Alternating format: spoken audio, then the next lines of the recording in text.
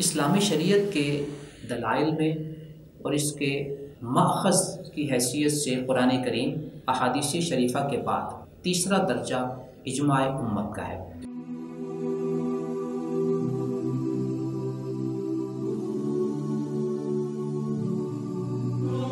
امت کے مجتہدین اگر کسی ایک مسئلے پہ اتفاق کر لیں تو اس کو اجماع کہا جاتا ہے۔ قرآن کریم میں اس کی دلیل سورہ نساء کی آیت نمبر 115 ہے۔ وَمَن يُشَاقِقِ الرَّسُولَ مِن بَعْدِ مَا تَبَيَّنَ لَهُ الْهُدَىٰ وَيَتَّبِعْ غَيْرَ سَبِيلِ الْمُؤْمِنِينَ نُوَلِّهِ مَا تَوَلَّىٰ وَنُصْلِهِ جَهَنَّمَ وَسَاءَتْ مَصِيرًا۔ اس کا ترجمہ یہ ہے کہ جو شخص نبی اکرم صلی اللہ علیہ وسلم کی مخالفت کرتا ہے ہدایت کو واضح ہونے کے بعد، اور جو شخص مومنین کے رستے سے علیحدہ رستہ اختیار کرتا ہے، ان دونوں لوگوں کی سزا کیا ہے؟ نُوَلِّهِ مَا تَوَلَّىٰ۔ وہ جس طرف منہ پھیرتا ہے ہم اسی طرف اس کے منہ کو پھیر دیتے ہیں، اور اس کی سزا یہ ہے کہ وَنُصْلِهِ جہنم، اس کو جہنم میں داخل کر دیتے ہیں۔ وَسَاءَتْ مَصِيرًا، یہ برا ٹھکانہ ہے۔ حضرات مفسرین، حضرات محدثین، حضرات فقہائے امت نے اجماع امت کے حجت ہونے پر اس آیت کو بنیاد بنایا ہے۔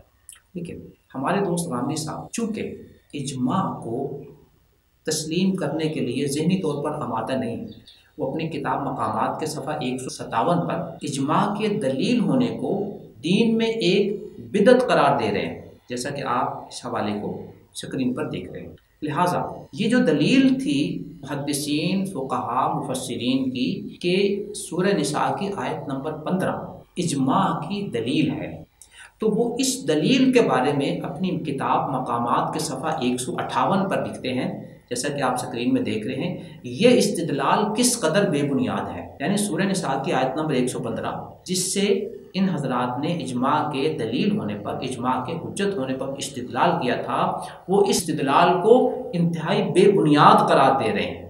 لیکن وہ اپنی کتاب میزان کے آپ سکرین پہ ملاحظہ فرمائیں کہ وہ صفحہ 56-57 پر لکھتے ہیں، چنانچہ قرآن کے طالب علموں کو بھی چاہیے کہ وہ قرآن کو سمجھتے سمجھاتے اور اس کی کسی آیت کے بارے میں کوئی رائے قائم کرتے وقت کم سے کم تفسیر کی امہات کتب پر ایک نظر ڈال لیں۔ اس کے ایک سطر بعد وہ ان امہات تفسیر کا نام لکھتے ہوئے وضاحت کرتے ہیں کہ ابن جریر کی تفسیر، رازی کی تفسیر اور زمخشری کی الکشاف۔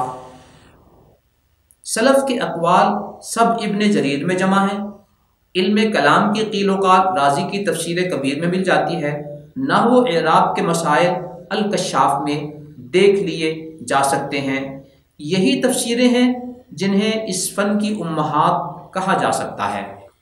یوں محترم سامعین، آپ نے سنا کہ انہوں نے میزان کے صفحہ 56 اور 57 پر ابن جریر کی تفسیر، امام رازی کی تفسیر اور زمخشری کی تفسیر کو امہات تفسیر میں شمار کیا۔ اب ہم دیکھتے ہیں کہ یہ تفاسیر اجماع کی اس دلیل کے بارے میں جو سورہ نساء کی آیت نمبر 115 میں ہے کیا کہتے ہیں۔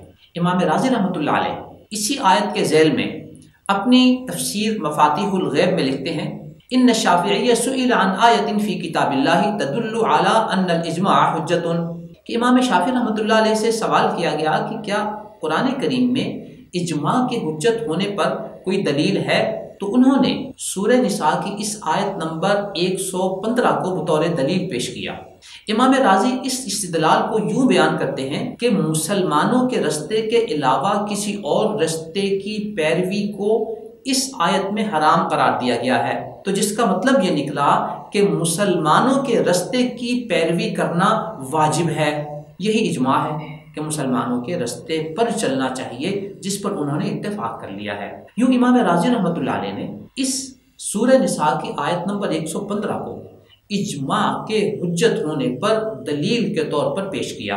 آئیے امام زمخشری کی الکشاف، جسے خود غامدی صاحب نے امہات تفسیر میں شمار کیا ہے، وہ اجماع کی اس دلیل کے بارے میں کیا موقف رکھتے ہیں۔ وہ اپنی تفسیر الکشاف میں لکھتے ہیں، وَهُوَ دَلِيلٌ عَلَىٰ أَنَّ الْإِجْمَاعَ حُجَّةٌ، یہ سورہ نساء کی 115 نمبر آیت دلیل ہے اس بات کی کہ اجماع حجت ہے۔ لا تجوز مخالفتها، اس اجماع کی مخالفت جائز نہیں ہے۔ کما لا تجوز مخالفت الکتاب والسنہ، جیسے کتاب و سنت کی مخالفت جائز نہیں ہے۔ اس لیے لأن اللہ عز وجل جمع بین اتباع سبیل غیر المؤمنین و بین مشاقت الرسول فی الشرط، کہ اللہ تعالیٰ نے شروع میں نبی اکرم صلی اللہ علیہ وسلم کی مخالفت اور مسلمانوں کے رستے سے علیحدہ کوئی اور رستے اختیار کرنے کو ابتدا میں بطور شرط رکھا ہے، اور اس کا نتیجہ کیا بیان فرمایا؟ نتیجے میں وعید کے طور پر یہ کہا کہ نولہ ما تولی ونصلہ جہنم۔ تو اس وعید سے پتہ چلا ان دونوں چیزوں کی پیروی واجب ہے، نبی اکرم صلی اللہ علیہ وسلم کی پیروی بھی واجب ہے اور مسلمانوں کے رستے کی پیروی بھی واجب ہے۔ کیوں محترم سامعین، آپ نے نوٹ فرمایا، نمبر 1 ہمارے دوست غامدی صاحب نے سورہ نساء کی اس آیت کو اجماع کے لیے حجت ہونے کو بے بنیاد استدلال قرار دیا، پھر خود ہی اپنی کتاب میزان کے صفحہ 56 اور 57 پر ابن جریر کی تفسیر، رازی کی تفسیر اور زمخشری کی تفسیر کو امہات تفسیر شمار کیا، اور لوگوں کو نصیحت کی کہ قرآن کے طالب علموں کو چاہیے کہ وہ کسی آیت کی تفسیر پڑھتے پڑھاتے سمجھتے سمجھاتے وقت ان امہات تفسیر کا مراجعہ کر لیا کریں۔ تو یوں میں نے آپ کے سامنے امام رازی کی تفسیر بھی بیان کر دی کہ وہ سورہ نساء کی اس آیت نمبر 115 کو اجماع کی حجت کے طور پر پیش کرتے ہیں، اور امام زمخشری رحمۃ اللہ علیہ بھی اپنی تفسیر الکشاف میں سورہ نساء کی اس آیت نمبر 115 کو اجماع کی دلیل کے طور پر پیش کرتے ہیں۔ یہ وہی دو امہات تفسیر ہیں جس کے مطالعے اور مراجعے کا غامدی صاحب لوگوں کو نصیحت کر رہے ہیں، اور جب ان دو تفسیروں میں یہ بات آ گئی کہ اجماع کی حجت ہونے کے لیے سورہ نساء کی آیت نمبر 115 بنیاد ہے، تو پھر وہ کس بنیاد پر یہ کہہ سکتے ہیں کہ یہ استدلال کس قدر بے بنیاد ہے؟ کیوں محترم سامعین، آپ نے اندازہ فرمایا کہ غامدی صاحب جو افکار پیش کرتے ہیں ان کے اپنے افکار میں، ان کی اپنی تحریروں میں کتنا ٹکراؤ ہے، یہ اس کا ایک نمونہ ہے۔ اگر غور سے ان کی تعلیمات کو پڑھا جائے تو یہ ٹکراؤ، یہ تضاد، یہ تناقض آپ کو جگہ جگہ پہ اور بارہا مختلف مقامات پہ نظر آئے گا۔ اس سے آپ یہ بھی اندازہ لگا سکتے ہیں کہ ان کے افکار میں کتنی جان ہے اور ان کے نظریات میں کتنا ٹھہراؤ ہے۔ دعا ہے اللہ رب العزت ہمیں امت اسلامیہ کے مفسرین، محدثین اور فقہاء کے ساتھ جوڑے رکھے، اور 15ویں صدی میں ہمارے یہ دوست جو نت نئے افکار پیش کر رہے ہیں اور وہ بھی ناپختہ سوچ کی بنیاد پر، اللہ تعالیٰ ہمیں ان سے محفوظ فرمائے، آمین۔ نظروا للطيبة ونور طه يسطعون